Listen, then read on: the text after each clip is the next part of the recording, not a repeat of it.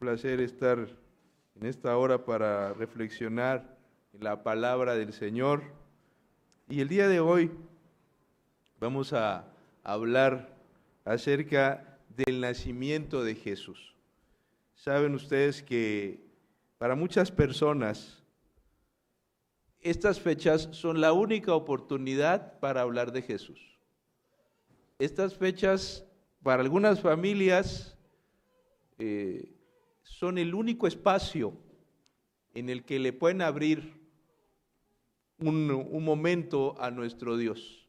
Y yo creo que en vez de estar atacando las cuestiones de las Navidades por disparates históricos, muy bien viene reflexionar en la persona de Jesús y en su nacimiento. Nosotros sabemos que Jesús no nació en estas fechas. Históricamente es imposible probar que en diciembre el Señor Jesús nació allá de acuerdo con la descripción de los evangelios. No obstante, nosotros sí podemos aprovechar, ya que la gente quiere escuchar un mensaje navideño y quiere escuchar acerca de Jesús, pues nada perdemos con hablar del Señor Jesús y de lo que conlleva su nacimiento para cada uno de nosotros.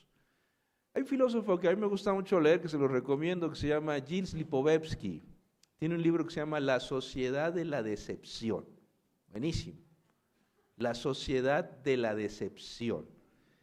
Y en esa obra, Lipovetsky dice que la sociedad contemporánea, uso mejor el inalámbrico o se escucha bien aquí, mejor el inalámbrico. Dice Lipovetsky que la sociedad contemporánea se caracteriza por la multiplicación y alta frecuencia de las decepciones, tanto a nivel público, en el aspecto público como el privado. Ya nos decepcionamos de todo en este tiempo. Yo creo que yo no sé si falta algo de qué decepcionarse. Yo me decepcioné del fútbol hace varios años. Yo ya dije adiós, después de que de niño era yo un fanático a quien le gustaban, un forofo al que le gustaban los mundiales de fútbol y le gustaba acá las eliminatorias. Recuerdo alguna vez estar 2 semanas enfadado porque perdió la selección mexicana un partidillo ahí de esos y pasaron 2 semanas y dije, yo estoy mal, ni a la iglesia quería ir. Y después de eso creo que ya me decepcionó el fútbol, no me apasiona y hasta yo me preocupo a veces, ¿por qué no estoy emocionado por el fútbol? Ya ni murió hace varios años ese deseo, yo no sé ahora qué me entusiasma. Nos hemos decepcionado de los sistemas educativos, nos decepcionamos de los discursos políticos, bueno, eso no es ninguna novedad, ¿no?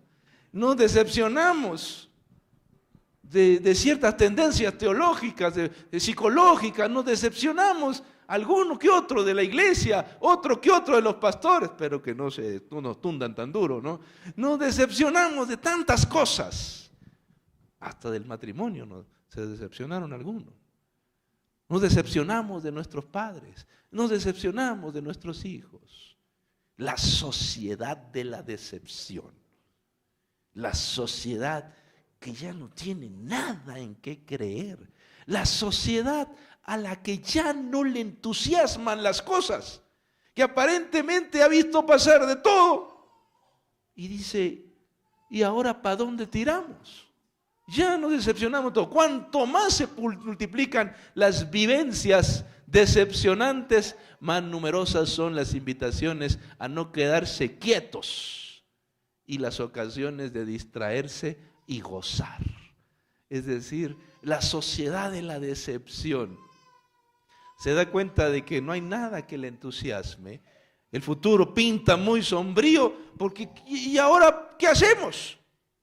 Y dice Lipovetsky que la sociedad de la decepción tiene 3 maneras de enfrentar sus decepciones y sus frustraciones. La primera es a través del deporte mundial, el consumismo. Vamos a comprar. Las plazas comerciales están llenas en esta época, ¿no?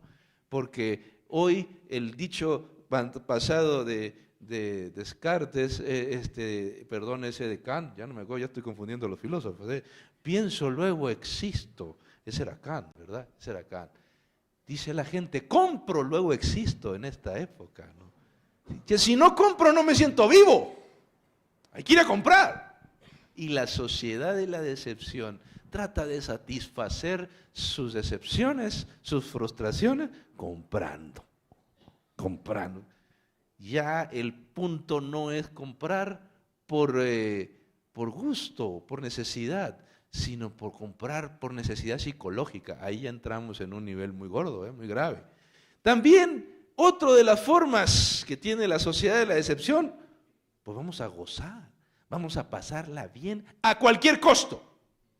Vamos a divertirnos, vamos a pasarla bien, pase lo que pase, cueste lo que cueste. Es que tenemos que divertirnos. ¿Y por qué? Porque la vida es para divertirse. ¿Y quién te dijo eso? Eso no es así. La vida no es una constante fiesta porque no se miden las consecuencias. No se miden. Cuando uno está de fiesta uno no piensa. Lo dice Salomón en el Eclesiastés. En la fiesta, en la algarabía, en la bulla, la gente no piensa. Y comete cada disparate. Y el tercer punto, que la sociedad de la decepción trata de enfrentar sus frustraciones, es a través de los cambios. Una cambiadera. Necesitamos cambios. Y a cambiar acá, y a cambiar allá. Hasta de mujer quiere cambiar la gente, ¿no? Hasta de hombre quiere cambiar. Y otro, y el que venga otro. Y ahora vamos a hacer esto. Como si los cambios garantizaran el bienestar a futuro. Una cambiadera que ya se volvió patológica, en los diferentes ámbitos de la vida. Muy interesante el análisis que hace Lipovetsky de la sociedad de la decepción. Sin embargo, mis queridos presentes, hay una antigua solución que pocos quieren recordar y reconocer. Una antigua solución que esta mañana nosotros podemos considerar. El Evangelio representa la principal solución a los problemas existenciales del ser humano. En realidad la palabra de Dios tiene muchas propuestas para el ser humano de esta época. Cuando la gente dice, oiga, pero es que a la gente no le interesa la fe, no le interesa la iglesia. Hermano, si los filósofos nos están diciendo que la gente está decepcionada, que la gente está frustrada, que las sociedades no tienen un rumbo. Y nosotros tenemos un mensaje extraordinario. El problema es que a veces no lo sabemos presentar. No todas las personas reaccionan de la misma manera al mensaje del pesebre. Nosotros creemos que Jesús nació. En estas épocas celebramos, recordamos el nacimiento de Jesús. No tenemos la seguridad histórica de que haya sido en esta época. Quizá, como las fiestas de las cabañas, por ahí de septiembre y octubre, sería un poco más correcto decir que Jesús nació en esas épocas. Pero no todas las personas reaccionan, insisto, al mensaje del pesebre de la misma manera. De su reacción depende la fuerza con la que actúa el Evangelio en sus corazones. ¿Por qué decimos esto? Porque ya la parábola del sembrador nos recuerda, hermanos, que no depende de la semilla el poder del Evangelio. La semilla es la misma, depende del tipo de terreno. Y el tipo de terreno es nuestro corazón. Depende de ti y de tu reacción al Evangelio. Algunos, dice la Biblia, la semilla cae junto al camino, otro entre pedregales, otro entre los espinos. Y cada reacción es distinta, pero hay uno que cae, dice la Biblia, en buena tierra. Ese es el bueno.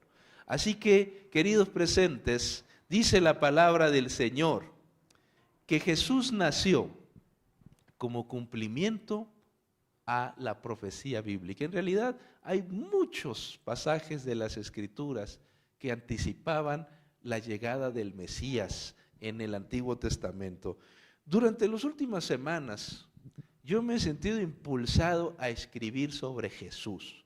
Les confieso que yo no iba a escribir un libro sobre Jesús, pero algo yo creo que el Espíritu de Dios me ha impulsado y me ha insistido en que me ponga a investigar el tema de Jesús.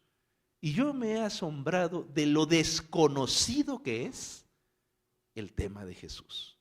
¿Cuánto disparate se dice en nombre de Jesús desde antes de su nacimiento y por supuesto durante su nacimiento? Así que estas breves reflexiones son parte de lo que yo he estado reflexionando, cavilando, y que más adelante lo voy a publicar. En cuanto a Jesús, es más desconocido, es menos lo que sabemos que lo que sabemos.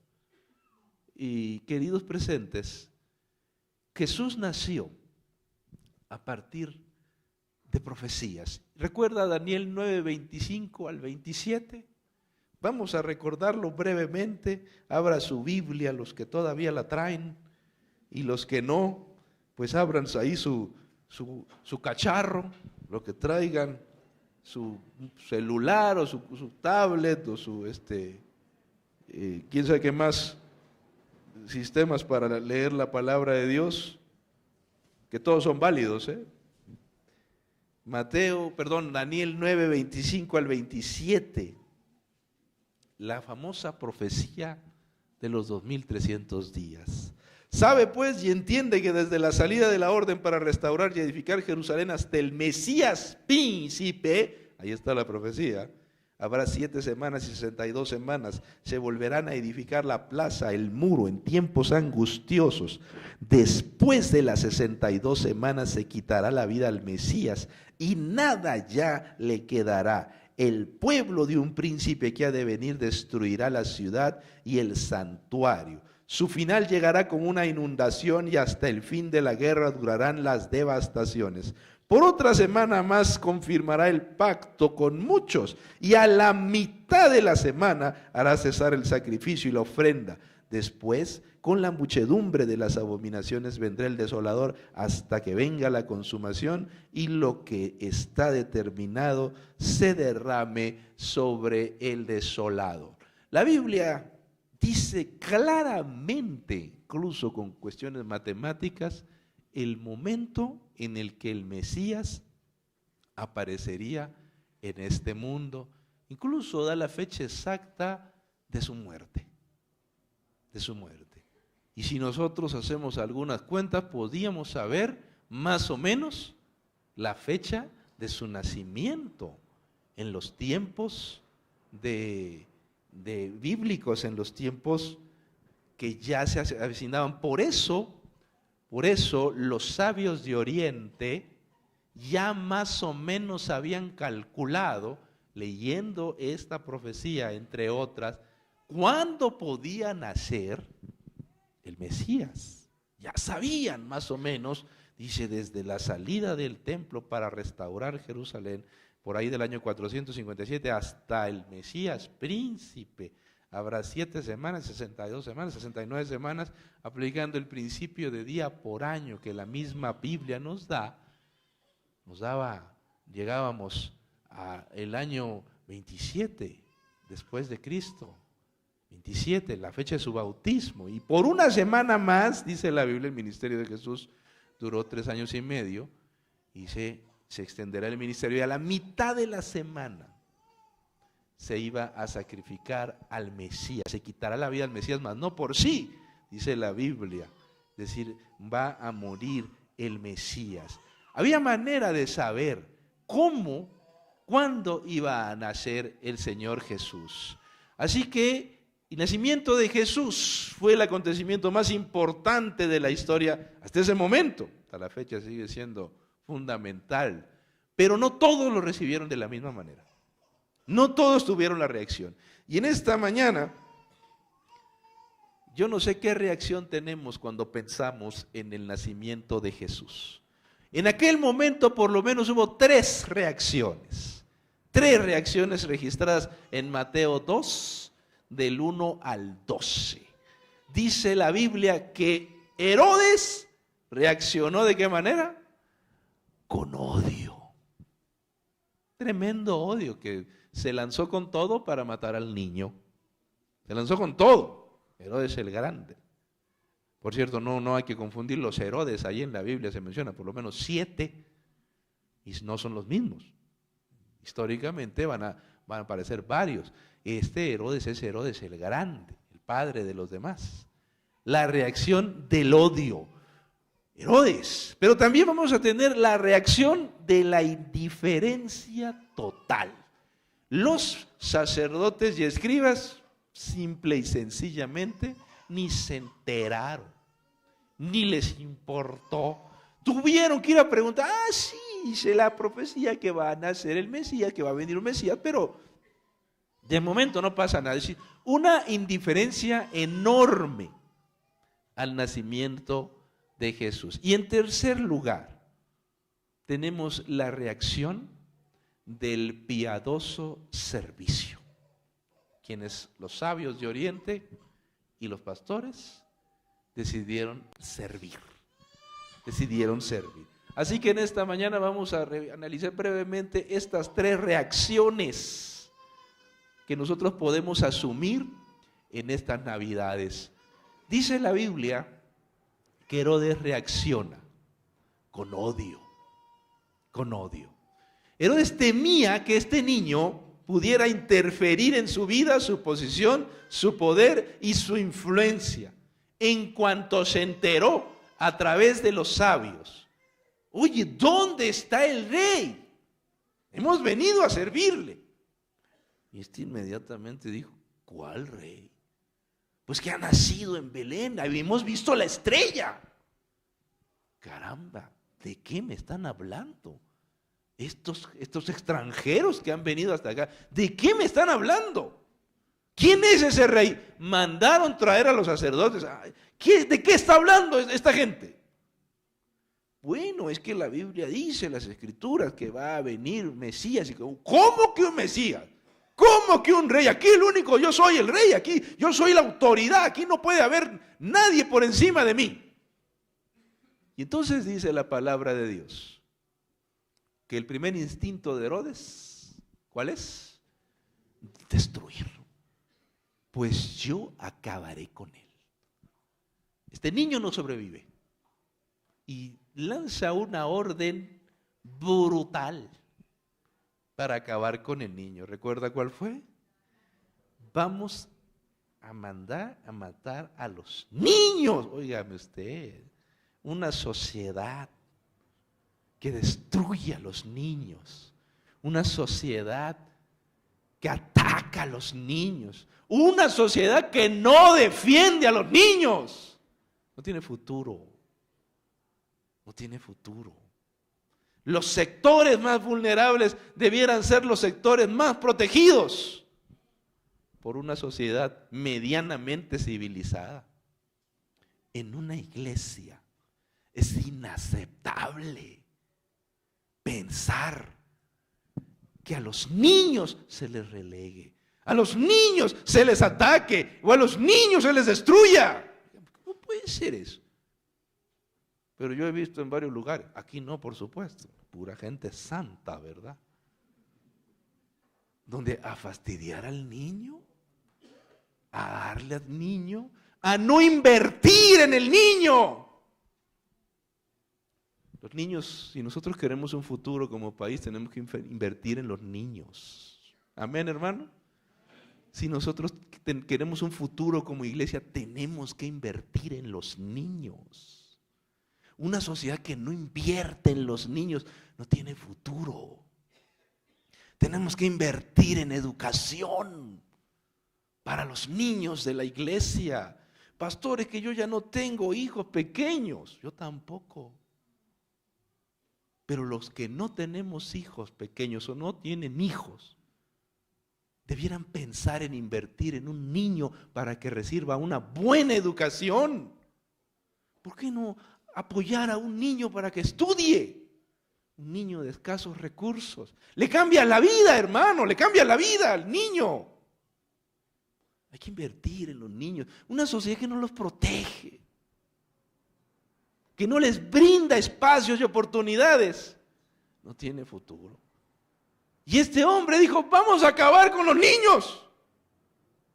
Que de 2 años para abajo le calcularon la edad, cuándo tuvo que haber nacido y a destruir. ¿Qué sangre hay que tener para acabar con los niños? ¿Qué sangre, qué crueldad hay que tener para acabar con ellos? Pero nosotros hoy podemos también reaccionar como Herodes ante el nacimiento de Jesús o ante el mensaje de Jesús. Hoy todavía hay personas que reaccionan con violencia ante la presencia de Jesús y sus mensajeros. Quiere alguien compartirles la palabra de Dios y reacciona con una violencia tremenda. Hombre, si no quieres recibir la palabra de Dios, basta con que digas no, gracias. Pero ¿por qué tiene que haber violencia? ¿Por qué tiene que haber intolerancia ante el mensaje bíblico? ¿Por qué ese celo por destruir la palabra de Dios, la casa de Dios o a los mensajeros de Dios? Simplemente no aceptes. Pero no tienes por qué reaccionar con violencia. Cuando yo estaba alguna vez en mis años mozos compartiendo la palabra de Dios, recuerdo haber llegado a la casa de un joven que me pidió que le diera estudios bíblicos. Empezamos a estudiar la Biblia. Cuando llega el padre, y el padre le dijo al hijo, hijo, delante de mí le dije, te dije que no quería que recibieras esto. Y él dijo, papá, yo quiero estudiar la Biblia. Y entonces al padre le dije yo con mucho respeto, mire, usted puede escuchar y puede... ¡No! Y se puso con una actitud tan violenta que salí y ahí yo por piernas. Me sentí tan frustrado, tan triste, tanta impotencia. Me puse a llorar ahí en una esquinita. Nadie tiene por qué ser violento con los mensajeros de Dios. Nadie tiene por qué ofender e insultar a quien simplemente le está compartiendo la palabra de Dios. Si no quiere aceptar, pues no acepte. Pero ¿por qué querer destruir? ¿Por qué acabar? No se conforman con ignorar el evangelio. Quieren destruirlo, quieren acabar con él. Y en diversas partes del mundo, en algún momento nos han matado gente. Este año nos han matado gente. Y dice uno, ¿por qué? Bastaba con que lo dejaras, hombre, que no quieres. ¿Por qué lo matas? ¿Por qué lo lastimas? ¿Por qué lo ofendes? ¿Por qué tiene que haber violencia? Porque en el pasado también, mi querido hermano, alguien reaccionó con odio al mensaje de Jesús. Al día de hoy, compartimos el evangelio y hay un sector de la sociedad que reacciona con odio al mensaje de Jesús, con una intolerancia que ellos critican a veces entre el cristianismo. Pero los que se dicen librepensadores a veces son más intolerantes que uno. Cuidado con eso. No hace falta reaccionar con odio ni tratar de destruir el evangelio. No se puede. Porque el mismo Jesús dijo, las puertas del infierno no prevalecerán contra su iglesia. Y suceda lo que suceda, el evangelio se va a predicar en todo el mundo. Pero también, mis queridos presentes, los sacerdotes y los escribas reaccionaron con una tremenda indiferencia. Simplemente Jesús nació y no les importó en lo más mínimo. Ni cuenta se dieron, ni abrieron las escrituras. Tenían las profecías, tenían las escrituras, no las leyeron, no estudiaron. Estaban metidos en sus rituales, en sus discusiones teológicas, en sus legalismos, sus pretensiones políticas, que el nacimiento de Jesús les pareció irrelevante. Andaban metidísimos ahí en la politiquería de los sacerdotes del tiempo de Israel. Andaban metidos ahí, preocupándose de qué estaba bien y qué estaba mal en sus interpretaciones de las escrituras, ¿no? Que sí debemos caminar tantos pasos en sábado, que sí debemos hacer esto. ¿Qué les pasó? Por las nubes, el nacimiento de Jesús. Yo soy un ministro de la iglesia y yo tiemblo cuando me veo en este espejo y le digo: Señor mío, que no sea yo indiferente a las cosas que son relevantes de las Escrituras. A veces el mundo de la iglesia está tan preocupado por la obra del Señor que se olvida del Señor de la obra. A veces el mundo de la iglesia estamos tan metidos en algunos detalles y nos infectamos de algunas actitudes que se nos olvida el mensaje esencial del cristianismo. Y el mensaje esencial del cristianismo es Jesucristo. No se nos puede olvidar. A veces andamos ahí machacando a otros con una supuesta interpretación de la Biblia. A veces nos infectamos con algunas actitudes vergonzosas y asumimos liderazgos políticos que debieran darnos vergüenza en nuestra iglesia. Y se nos olvida que el Señor nos recuerda: mi reino no es de este mundo. En mi iglesia las cosas no se pueden hacer así. Y a veces tenemos posturas o perspectivas disque teológicas y nos andamos dividiendo por tal o cual cosa. Y decimos que somos muy celosos de las Escrituras cuando se nos olvida el mensaje de Jesús. Esta semana estoy leyendo un libro que me ha sacudido.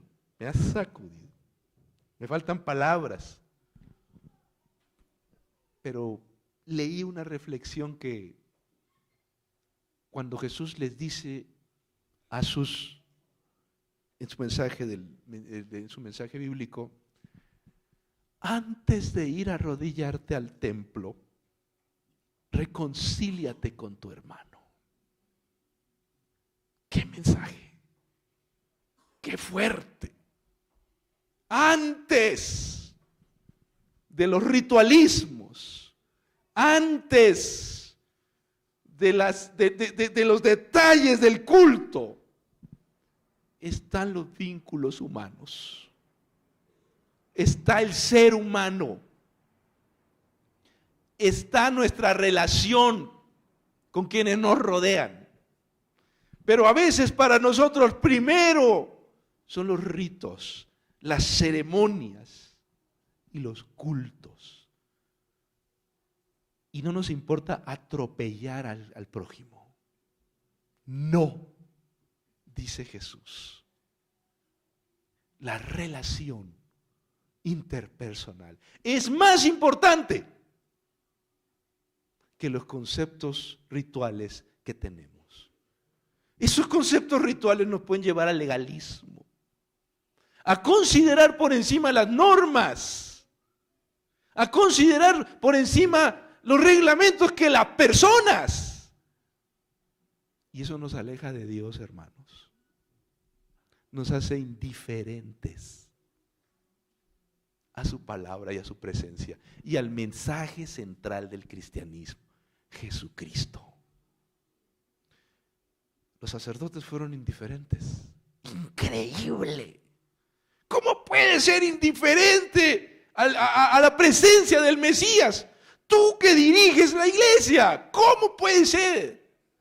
Eso solo es posible cuando uno ha perdido de vista al Señor de la obra, por estar tan metido en la obra del Señor.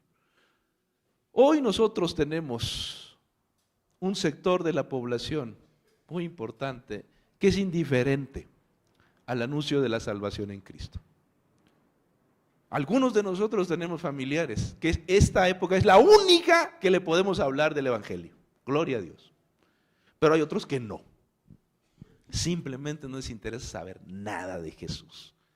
Nada del Evangelio. Lo único que le interesa es que le pague su aguinaldo y írselo a zumbar a la plaza comercial.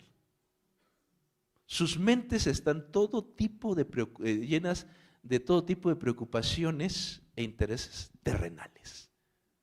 Solo me interesa que me suban el sueldo, tener mi trabajo y estar bien.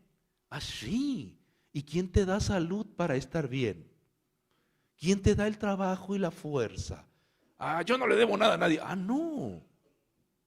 Pues deberías reconsiderarlo. Deberías reconsiderarlo. Porque es Dios que te da fuerza para trabajar, salud y capacidad, mi querido hermano. Pero cuando alguien me dice a mí, ¿sabe qué? Yo no siento necesidad de agradecer a Dios ni de ir a la iglesia. Cuando oigo eso, estás delante del peor de los pecados. ¿Cuál es el peor de los pecados? El orgullo. El orgullo. Dice la Biblia que hay un pecado que es imperdonable. En la Biblia se llama la blasfemia. ¿Contra quién? ¿Y qué es eso? Simplemente el pecado que no se confiesa. El rechazo a la salvación en Cristo, que ya te ha sido dada, ya te la dieron, ya es tuya.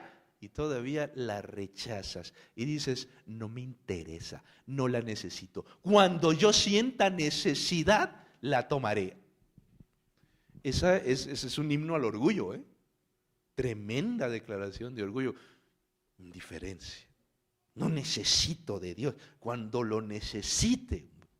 ¿Y para qué? ¿Cómo para cuándo lo vas a necesitar? ¿Cómo qué tiene que pasar en tu vida para que lo necesites? ¿Sabe que los pastores, los líderes religiosos, estamos en momentos curiosos de la vida?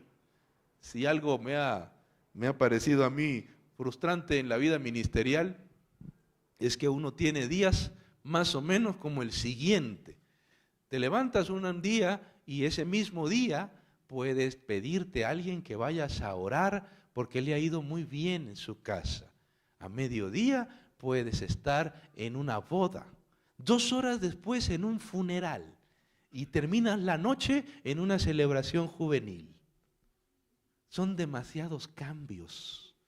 Son demasiado fuertes para la conciencia. Son demasiados tirones emocionales. De estar con una boda, 2 chicos que se casan, gloria a Dios, pasar a un funeral, que puede ser una tragedia o un momento. Uno como pastor te toca estar cuando la gente nace, cuando la gente se casa y también nos toca despedirlos. Les toca estar en diferentes momentos. Y tú ves la cara de la gente en momentos en que se arrepiente, momentos en que está de soberbio y orgulloso. Yo no necesito nada de Dios. Quizás uno de los mensajes más dramáticos de esta época es la indiferencia. Pero la indiferencia es un escudo, decía Freud, Sigmund Freud, mecanismo de defensa para esconderse de Dios. Como Adán y Eva. ¿Dónde estás, Adán? Oí tu voz en el huerto y tuve miedo. Por eso me escondí. No hace falta esconderse de Dios, hermano. No hace falta ocultarse en una supuesta indiferencia. Todos tenemos necesidad de Dios. Todos hemos nacido con la semilla de Dios en el corazón.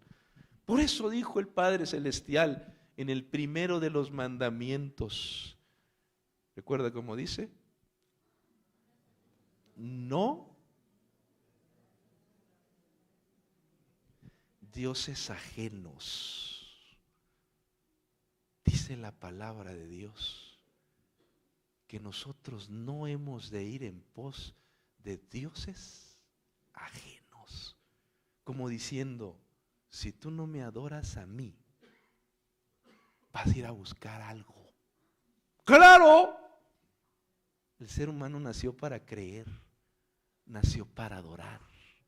Y si no buscamos a Dios, al Dios de la Biblia, nuestra naturaleza, nuestra tendencia nos lleva a buscar algo sagrado. Y si no existe, lo inventamos.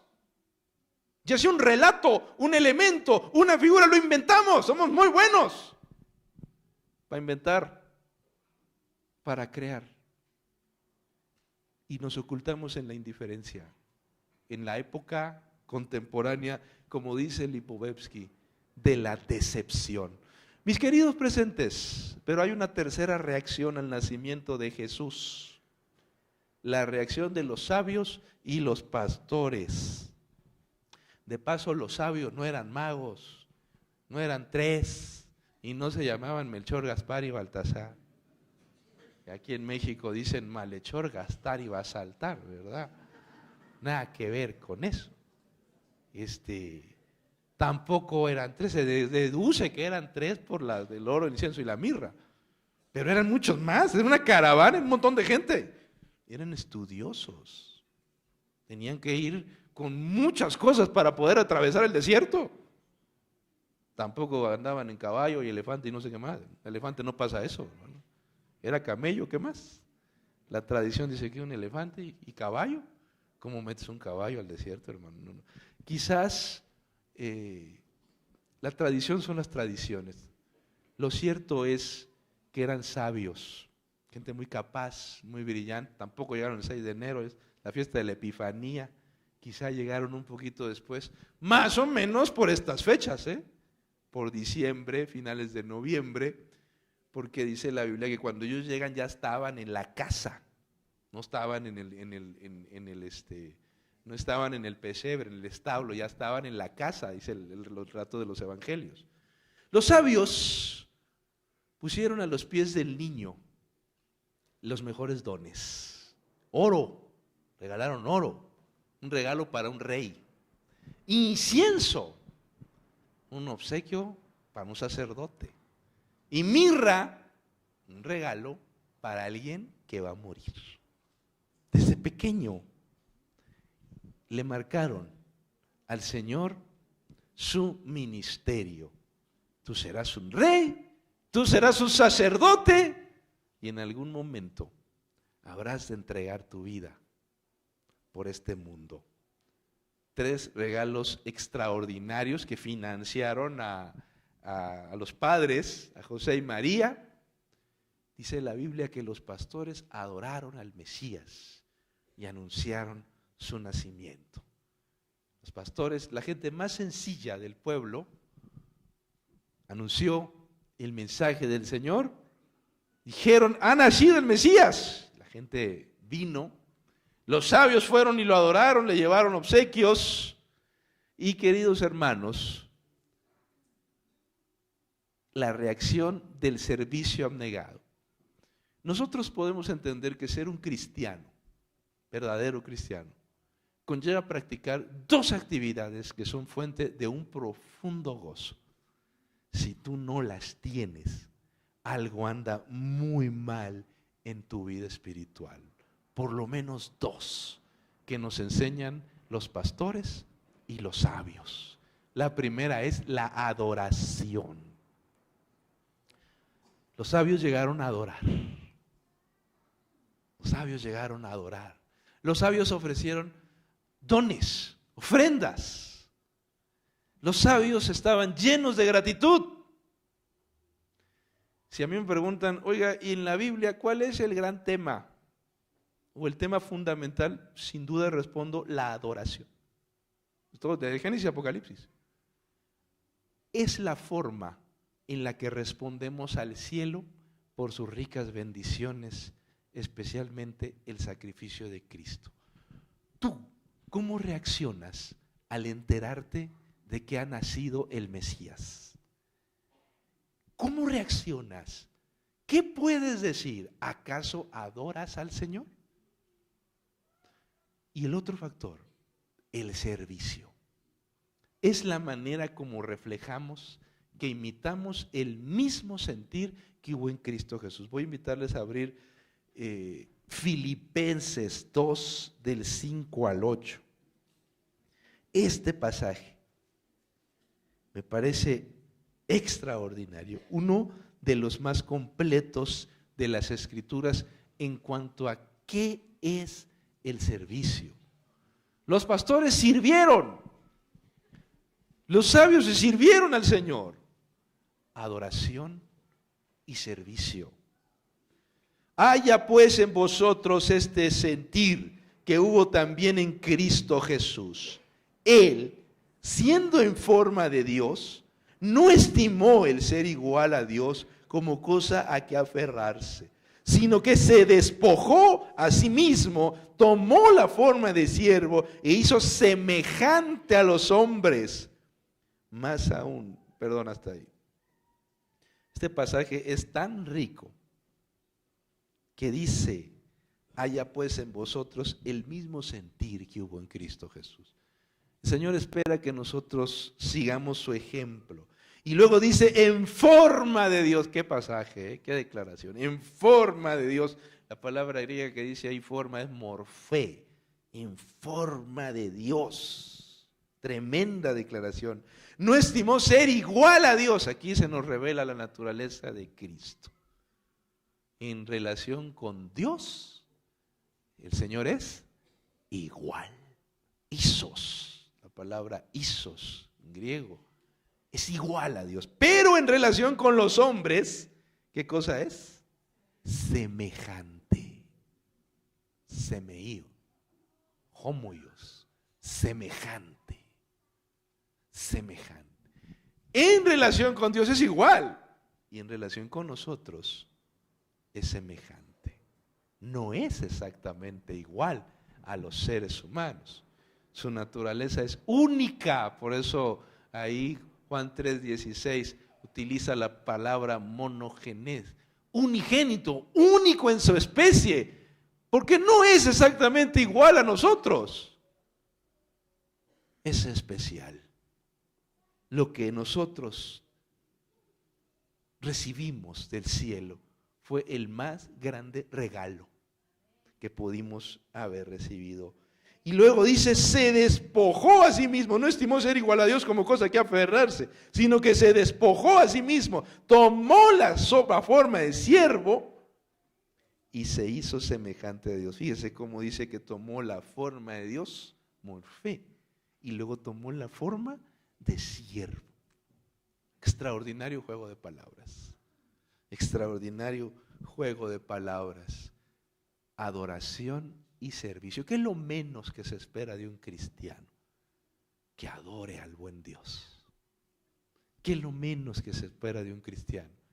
Que tenga una actitud de servicio. Que tenga una actitud de servicio, como la tuvo el Señor Jesús. En estas Navidades, mi querido hermano, en estas épocas de la sociedad de la decepción, ¿estás tú sirviendo y adorando a Dios? ¿Con qué grupo te identificas? ¿Acaso eres del grupo de los que reaccionan con odio? ¿Que estás en contra de las Navidades? Porque dices que no es histórico, porque supuestamente tiene un origen pagano, porque vas a destacar los elementos históricos que supuestamente explican las cuestiones paganas de las Navidades. ¿Acaso te vas a lanzar en contra del arbolito y vas a condenar al quinto infierno a los que lo pongan en su casa? ¿Qué vas a hacer estas Navidades, mi querido hermano? ¿Te vas a lanzar con un odio bastante sui generis en contra de los que están llevando un regalito a otra persona? Cálmate, hermano. Déjalos en paz en Cristo Jesús. Amén. Si no quieres celebrar las Navidades, cierra tu boquita. No pasa nada. Nadie te obliga al famoso árbol.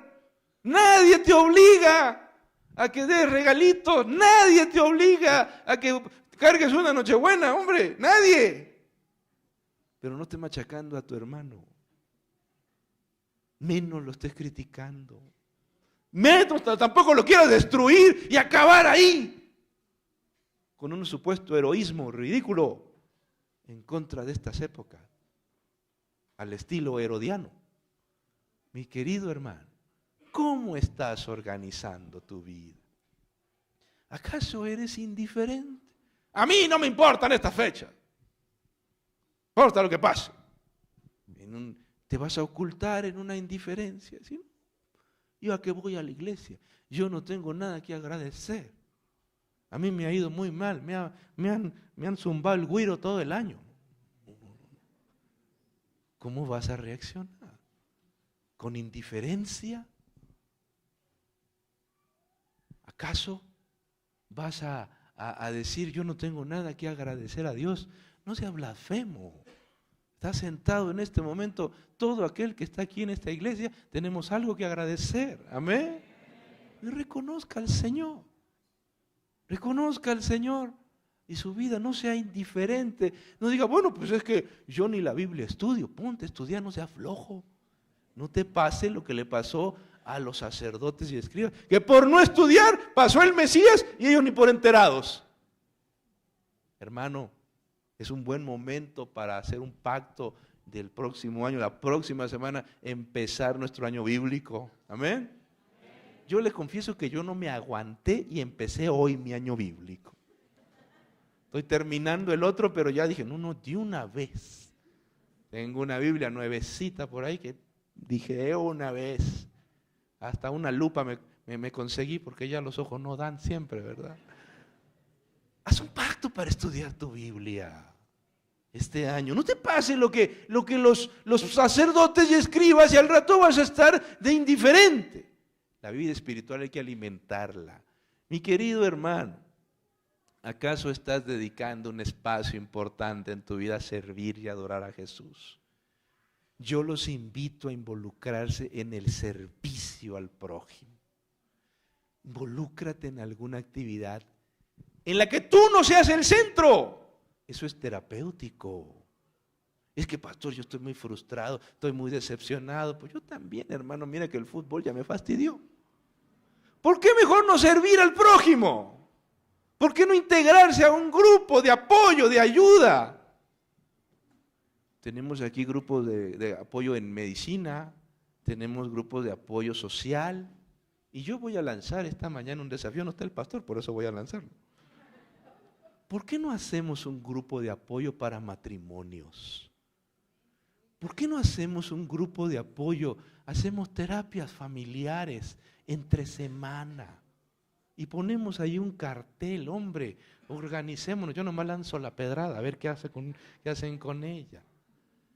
Pero hace falta, tenemos mucho que hacer, mucho que aportar. Ahora que estudiamos la lección, pues nos damos cuenta de que todos necesitamos apoyo.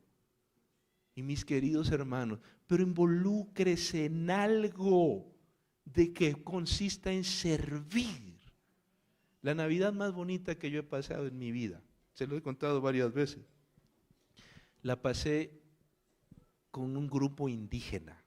Un 24 de diciembre fuimos a llevarles regalos, comida, médicos, ropa a una zona indígena.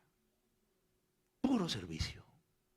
Ese año no hubo frustración, porque subieron los precios en Best Buy, no hubo problema. Ese año todo fue alegría porque estuvimos dando, compartiendo. Más bienaventurado es dar que recibir. Esta Navidad, ponlo a prueba, ponlo a prueba. Esta Navidad tú puedes experimentar que es mejor dar que recibir. Y no estés ahí rechinando los dientes porque no te llegó el regalo que querías. Nada de eso. Mejor dar que recibir. Intégrate a un grupo de servicio, mi hermano.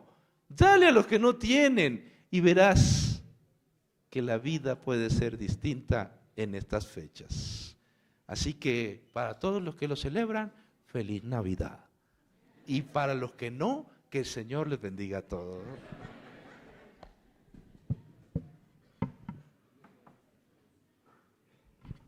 Para finalizar, vamos a entonar las estrofas del himno número 183. Himno número 183, puestos en pie.